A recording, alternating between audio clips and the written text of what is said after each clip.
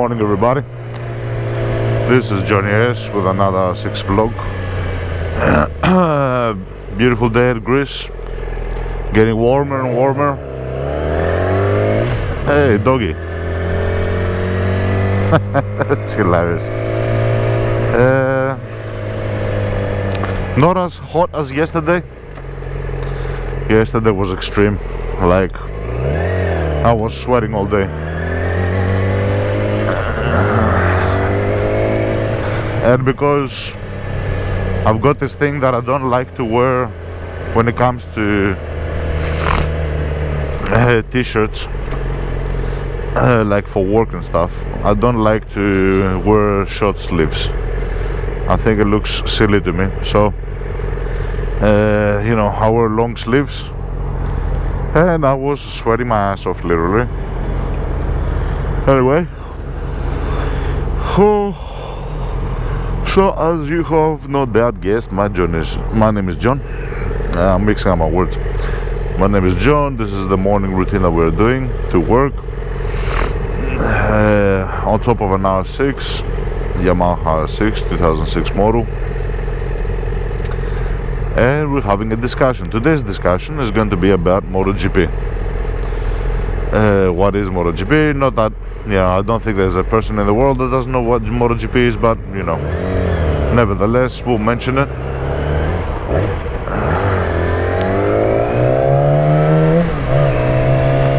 So,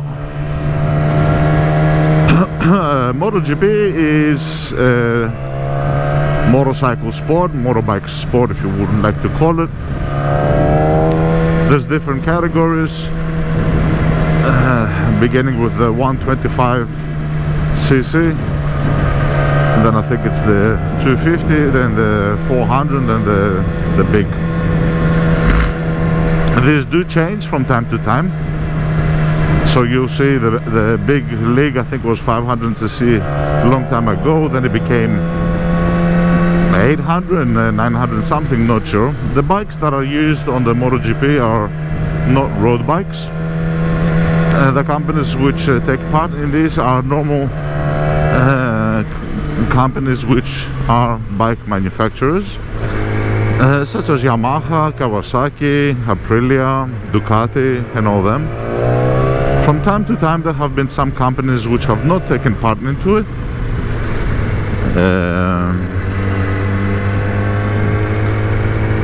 And there's other companies which, you know, have taken part into it. And that has to do with money and everything. So it's an extreme, it's a auto vehicle, let's say, sport. It's a dangerous sport, it's an extreme sport, it's an adrenaline rushing sport, it's you know, all these things. It's an expensive sport for a company to take to participate in one of these. There's a lot of money that goes into it. And as far as what the companies get, there are prizes, obviously, and other organizations which also get paid. So it's a whole, you know, thing behind it. As far as, like I said, what the companies get out of it, think about it as a marketing strategy. They are marketing their bikes, their performance, their whatever you want to call it. Sorry for the coughing. And as per usual,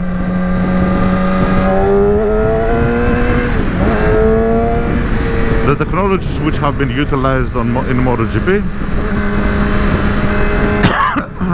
are often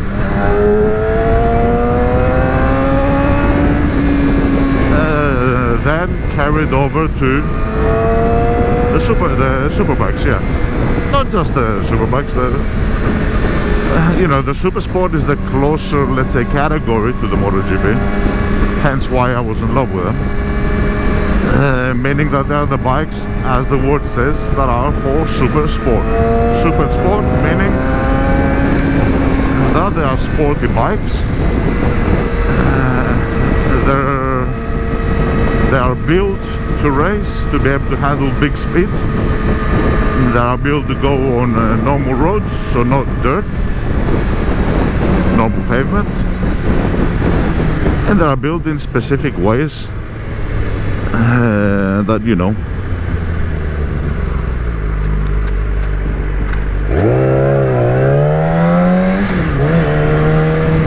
sorry, but I gotta keep my eye out on the traffic.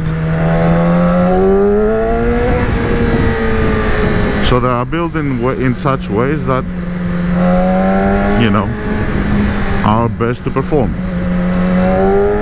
But these technologies are also carried out to other sports. So one of the benefits of MotoGP, and this is why at the beginning I said that, you know, bikes have much more of a technology, let's say, compared to other vehicles on the road, is because of MotoGP.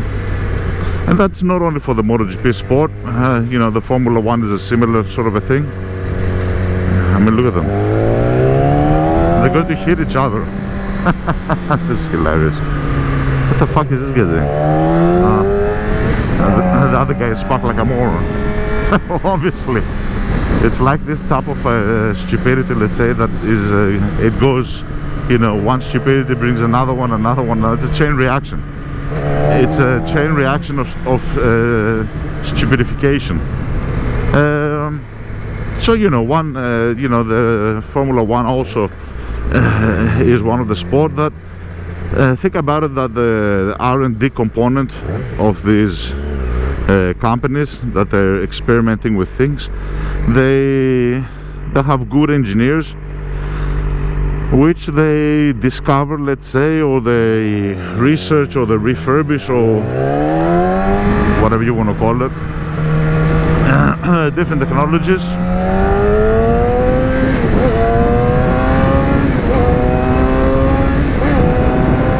And some of these technologies then later on can be applied to, you know, normal vehicles, on the road vehicles. One of the key differences between MotoGP though and Formula 1 or some other super sport things is that the technologies are much more highly applicable and closely applicable. The Formula 1 technology, for example, there are specific technologies which will never be applied on the road because the differentiation between those machines and the road vehicles is crazy. So they cannot be compared, you know what I mean? Whereas rather than super sport class is much more closer to the MotoGP. As far as chassis goes, as far as dimensions go, as far as the ride height, the Formula 1 car cannot be compared to a normal car, you know what I mean? As per design. Give me 1 second to fill up petrol and we'll be right back. And we're back, everybody. Where the fuck is he going?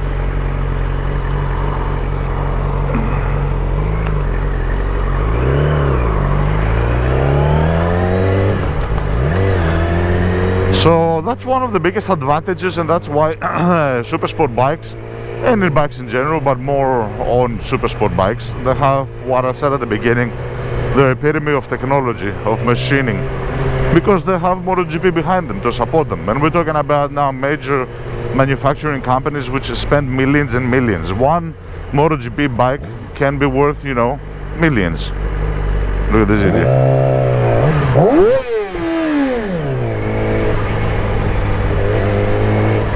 Can be worth millions and millions of dollars, euros, whatever you want to call it.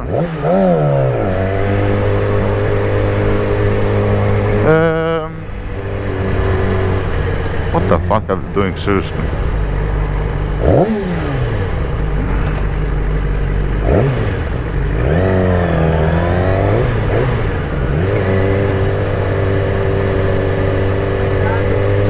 Another day of the idiot. The day of the morons. Welcome to the day of the wankers.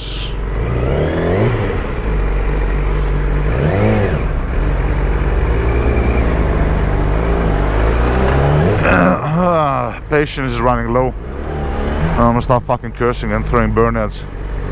Anyway, so that is the reason why this is true.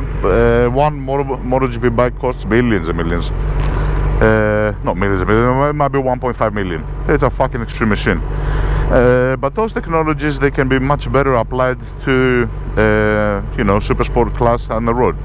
And that's one of the reasons why I'm against all these you know, regulations that they're trying to make bikes to be the same as cars. They will never be the same. They don't have the same principles, they don't have the same physics. It's a light machine for one person that can handle specific things and perform in a specific way. It will never be a car. They have different technology, and if the regulations and these laws nobody, you know, says anything or rebels against it, they're going to end up making the bikes like fucking scissors. You're gonna have a bike on the road which is gonna be the, like, you know, 60 horsepower, 30 torque, and it's gonna be going like a car, you know what I mean, which is fucking moronic.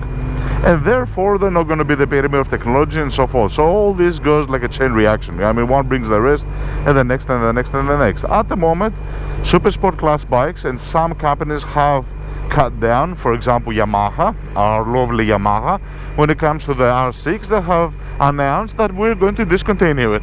Why? Because of emission regulations that we will, you know,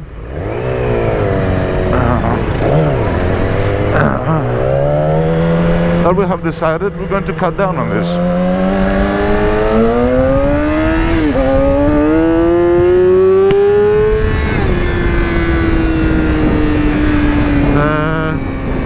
And we're going to produce, instead of the R6, the R7, which the R7 is one piece of shit. I'm sorry to say it like that. It's a one piece of fucking dumb shit. The excuse is like, so it's a little bit more user-friendly. Well, those fucking naked bikes. What are you doing? You're building hybrid classes. If the R7 was so fucking awesome, they wouldn't just fucking put it in the MotoGP. Idiots. You know what I mean? So it's fucking moronic in a big sense. And I don't even know how people do know. I think it's, again, what I was saying before, small dick energy. Some people cannot handle a fucking 1600cc bike, and it's like, oh, it's a good bike. No, it's a shit bike. It's the same thing, let's say, with me and the clip-ons, you know what I mean? Because I'm getting older, my hands are getting tired, more and more tired. So what did I do? I started looking for fucking clip-ons. Yeah, I'm fucking the geometry of the bike though. Like, don't make a mistake about it. I know what the fuck I'm doing, and I mean, I'm fucking up the geometry of the bike. You know what I mean? The bike has been designed for racetrack, as per design, to work on a specific way. If you're gonna start changing that, then you're gonna change the behavior, what the bike is. And that's also part of the reason we're in the back of my mind. But like I said, the clip-on is like a minor change. Now we're talking about the changing the horsepower, the you know, engine setup, the cubic centimeters, the changing everything. I'm talking about adding a couple of clip-ons, and I'm not even talking about taller clip-ons. I'm talking about clip-ons that don't have such a big angle, which better suits the racing position. There's gonna be a fucking pedestrian walking past here.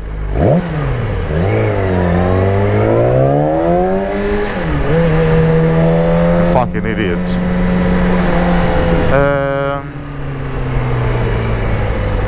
So, you know, but even like, we have to be realistic, both on things that we do and on things that other people do. It is fucking moronic, you know what I mean? What I'm trying to do with the clip-ons is because of my weakness. You know, I ain't going to paint it and call it something else. It is what it is. Because I am unable to handle the position, I want to make the bike more user-friendly. That's something Yamaha is making. So anyway, just so we don't get off track, I hope this does not happen. I hope the rest of the companies do not, you know, follow this approach. And there's a lot of companies which are against it, and I love it. You know, I mean, Honda, Kawasaki, these companies. And even though you hear me praise that Yamaha from time to time, this is a wrong move. This is a fucking stupid move. So I hope, you know, super sport bikes stay the way they are. I hope they don't try to make them follow the road emission regulations. Fuck, it's stupid shit, you know what I mean? It's stupid shit. Because there's something different, you know what I mean? And if they don't do that, then they're going to lose all the fun. And it's like all great things in life. It's like the Matrix. Everything that has an end has a beginning, has an end. Yeah, they try to fuck things, everything. So I am probably pretty confident that at some point of time they will find a way to fuck this up as well. You know, in the meantime, we've got our R6 and we're trying to, you know, this fucking idiots is very dangerous what they're doing here. But you know, whatever. I've seen many people fucking crash like this. And usually the bikes that crash there are smaller bikes. Scooters and stuff, because they don't have a lot of power. When they go between cars, they don't cut down on the speed. So, you know. So yeah, that's MotoGP. My friends, get into it if you haven't to get into it. To me, it's one of the best sports. I would say better than Formula 1, better than any of these things. Obviously, it's a hard sport. The race drivers have to be on tip-top condition, both physically and mentally. But I reckon, in comparison to other super sports, the MotoGP drivers requires much more skill. And the reason why I'm saying this is because all this super sport, you know, all these extreme sports that we're talking about, they have the what you call. They have the focus that is needed, the technique, the speed. So they are able to reach similar speeds. Bikes are, you know, I'm not going to say they're better or they're more faster or anything, but they're similar.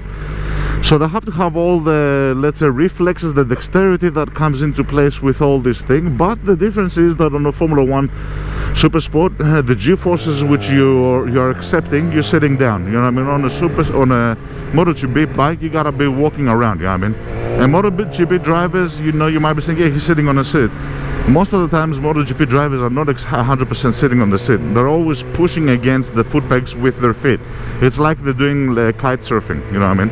They always have their body, because they need to shift their body around a lot, and it's almost as if they're not sitting down. You know what I mean? That requires a lot of physical capability to do something like that.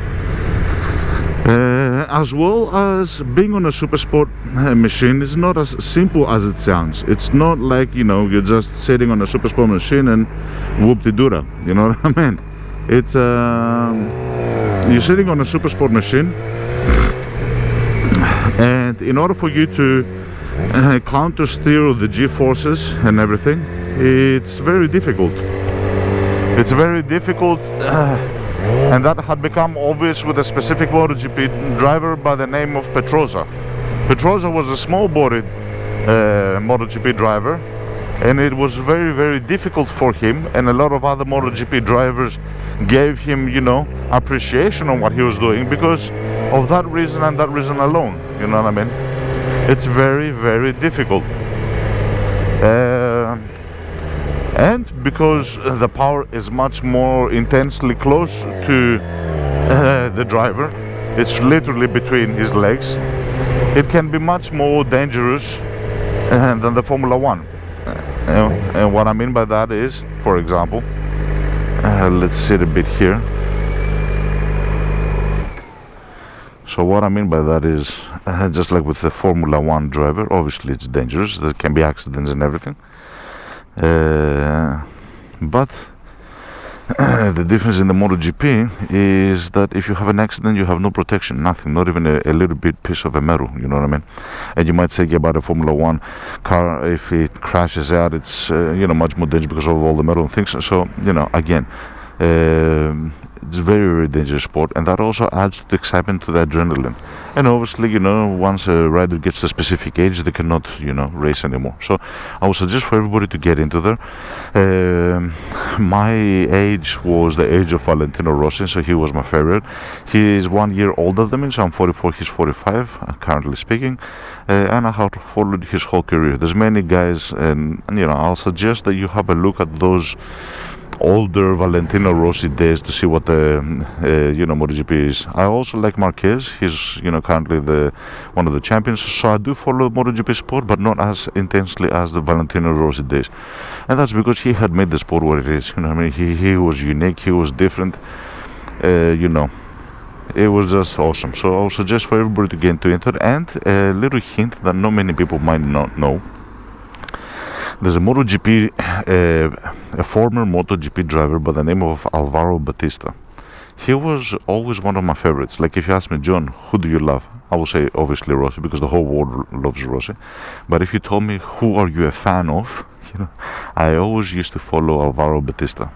And he used to race with Valentino Rossi. He's a little bit younger than Valentino Rossi. But to the current date, and then he moved from MotoGP to the Superbike, so SBK means Superbike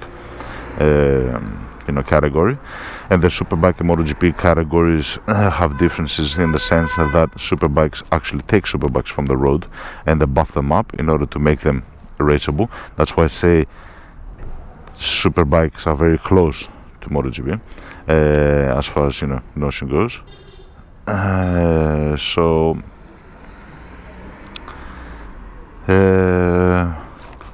What's going on? They're gonna have an argument, a fight. They're gonna pull out guns. Do I need to move? Gonna have a drive-by.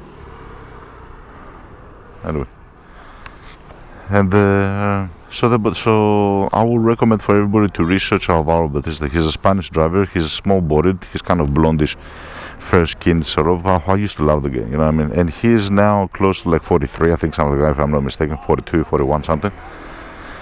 And he's still fucking going hardcore, and that's amazing. And that's another thing, because of all this physical thing component that is needed for a rider to do this.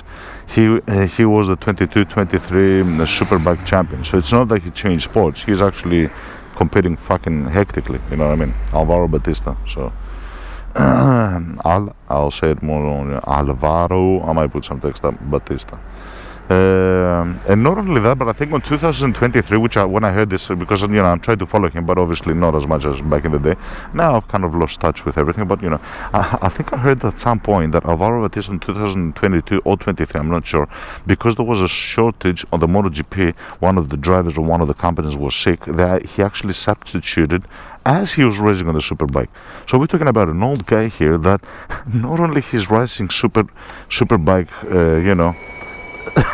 as a category, and he's bringing championships and he's good, but he's actually filling out for other MotoGP drivers. So